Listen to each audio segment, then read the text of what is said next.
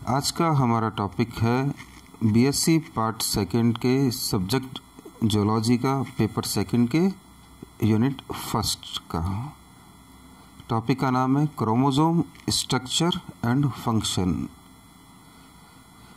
अब इस टॉपिक में अपन बात करेंगे क्रोमोसोम की संरचना के बारे में और कौन कौन से प्रकार के क्रोमोसोम होते हैं इसके बारे में अपन अध्ययन करेंगे।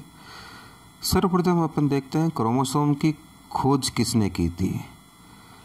क्रोमोसोम यानी गुणसूत्र, इसकी खोज किसने की थी? सर्वप्रथम कोशिका विभाजन के दौरान ई स्ट्रॉसबर्गर नामक वैज्ञानिक ने देखा था गुणसूत्रों को। उसके पश्चात डब्ल्यू वॉल्डेयर ने इन संरचनाओं को नाम दिया क्रोमोसोम। दो प्रकार के क्रोमोसोम पाए जाते हैं, प्रोकैरियोटिक एवं यूकैरियोटिक क्रोमोसोम। प्रोकैरियोटिक क्रोमोसोम के अंदर यह पाया जाता है प्रोकैरियोटिक कोशिकाओं में, जैसे कि बैक्टीरिया आदि।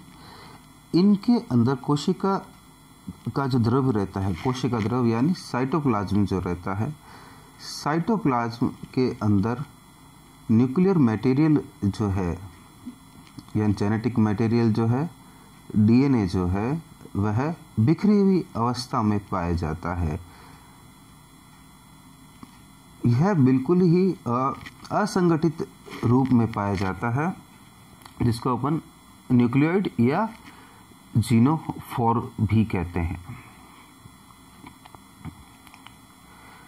इसके पश्चात अपन देखते हैं यूकैरियोटिक क्रोमोसोम।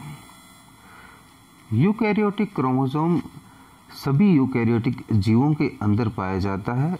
इनके अंदर गुणसूत्रों की संख्या व आकार आदि निश्चित पाया जाता है। शेप एंड साइज जो रहता है गुणसूत्रों का बिल्कुल नियत अवस्था में पाया जाता है। जैसे कि अगर अपन बात करें ह्यूमंस की बात करें तो ह्यूमंस के अंदर 46 क्रोमोसोम्स पाए जाते हैं। सभी ह्यूमंस में 46 क्रोमोसोम्स पाए जाते हैं, जिसके अंदर 44 क्रोमोसोम्स रहते हैं। 44 क्रोमोसोम जो है वह ऑटोसोम्स होते हैं यानी कि कायिक गुणसूत्र, और 2 क्रोमोसोम सेक्स क्रोमोसोम होते हैं यानी कि लिंग गुणसूत्र। किसी भी जाति के जो समुच्चय होता है गुणसूत्रों का, उनको आकारिकीय लक्षणों के आधार पर पहचाना जाता है। वह उसका कैरियोटाइप कहलाता है। कैरियोटाइप के अंदर एक तो रहती संख्या का निर्धारण होता है, संख्या होती है, उसका साइज क्या है गुणसूत्र का, शेप कैसा है, उसमें कितना डीएनए है यानी कि कितना जेनेटिक मटेरियल है उसके अंदर, सभी चीजें मिलकर कैरियोटाइप बनाती है। इसके अलावा किसी भी जाति के कैरियोटाइप का आरेखीय निरूपण इडियोग्राम कहलाता है। जो चित्र होता है वह इडियोग्राम कहलाता है। अपन बात करते हैं गुणसूत्र की संरचना कैसी होती है। गुणसूत्र की संरचना के अंदर अगर अपन इसका चित्र देखें, यह गुणसूत्र का चित्र है। इसके अंदर सबसे जो आउटर लेयर है, बाहरी जो लेयर है, उसको अपन कहते हैं पेलिकल। और इसके भीतर की साइड में, इसके भीतर पाया जाता है मैट्रिक्स।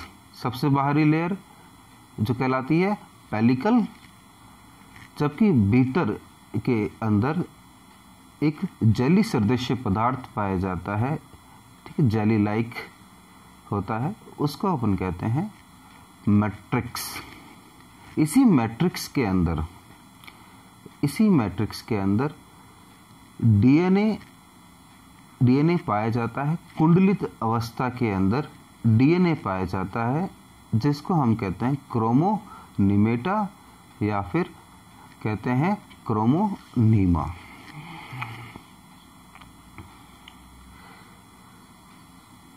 इस चित्र में अगर अपन देखें तो छोटी छोटी ये संरचनाएं पाई जाती है, डॉट लाइक संरचनाएं आपको दिखाई दे रही होगी। इसको हम कहते हैं क्रोमोमियर्स। यह एक्टिवली प्रोटीन सिंथेसिस के रीजन्स होते हैं। इन रीजन्स के अंदर प्रोटीन सिंथेसिस का कार्य होता है। अब अपन देखते हैं क्रोमोसोम के अंदर कई सारे कॉन्स्ट्रिक्शंस पाए जाते हैं, संकुचन पाए जाते हैं, कई सारे संकुचन पाए जाते हैं। सबसे पहले संकुचन की अगर अपन बात करें वह कहलाता है प्राइमरी कॉन्स्ट्रिक्शन या सेंट्रोमियर। सेंट्रोमियर गुणसूत्र का एक महत्वपूर्ण हिस्सा होता है, क्योंकि सेंट्रोमियर से ही कोशिका विभाजन के दौरान तर्कतंतु या स्पाइंडल फाइबर्स आकर अटैच होते हैं।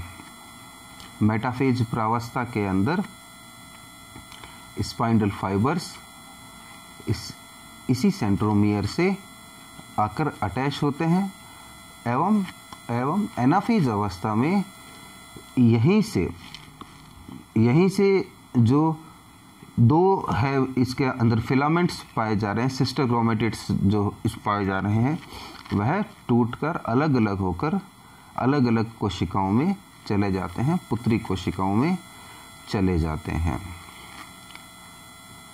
इसके पश्चात अपन देखते हैं सेकेंडरी कॉन्स्ट्रिक्शन फर्स्ट या न्यूक्लियर ऑर्गेनाइजर रीजन। इसको नॉर भी कहते हैं, NOR भी कहा जाता है। इसी न्यूक्लियर रीजन के अंदर, ऑर्गेनाइजर रीजन के अंदर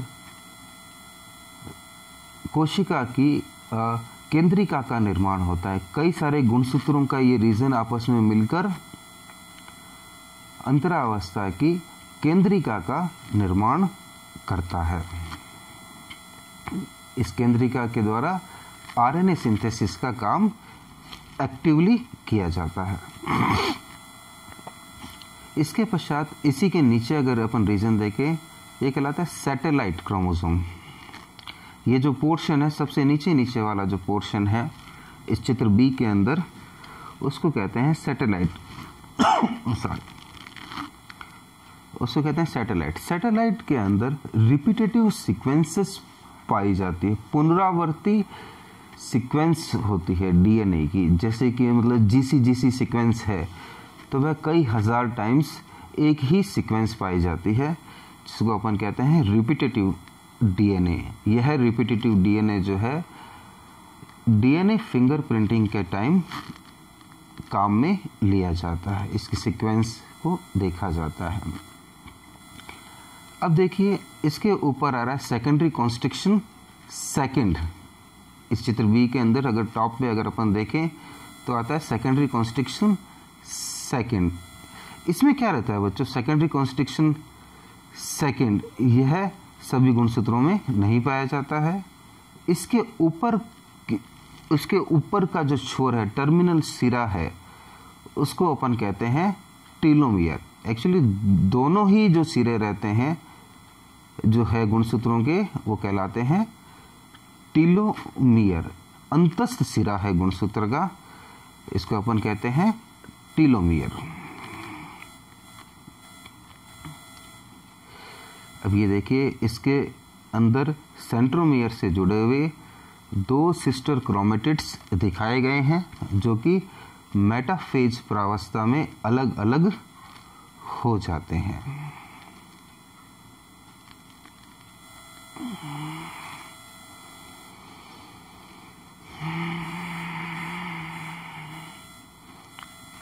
अपन ने देख लिया प्राइमरी कॉन्स्ट्रिक्शन और सेंट्रोमियर।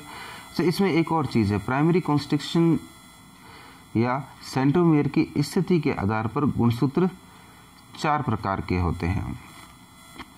इस चित्र में अपन देखते हैं कि 4 प्रकार के कौन कौन से होते हैं। सबसे पहला है मेटासेंट्रिक।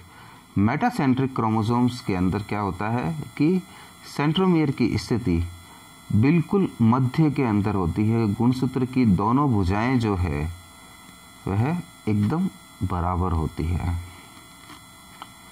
दूसरा है सब मेटासेंट्रिक। इसके अंदर सेंट्रोमियर की स्थिति मध्य से थोड़ी ऊपर की तरफ होती है, मध्य से थोड़ी ऊपर की तरफ। छोटी भुजा एवं बड़ी भुजा में अंतर दिखाई देता है। तीसरा है एक्रोसेंट्रिक। एक्रोसेंट्रिक क्रोमोसोम्स के अंदर सेंट्रोमियर की स्थिति मध्य से ज़्यादा ऊपर की तरफ होती है, सिरे की तरफ, किनारे की तरफ होती है। छोटी भुजा का साइज काफ़ी कम हो जाता है एवं बड़ी भुजा का साइज बढ़ जाता है। लास्ट में आता है टीलोसेंट्रिक। टीलोसेंट्रिक क्रोमोसोम्स के अंदर सेंट्रोमियर की जो स्थिति है वह टर्मिनल होती है। इसके अंदर छोटी भुजा का विलोप हो जाता है। कहने का तात्पर्य छोटी भुजा इसमें होती ही नहीं है।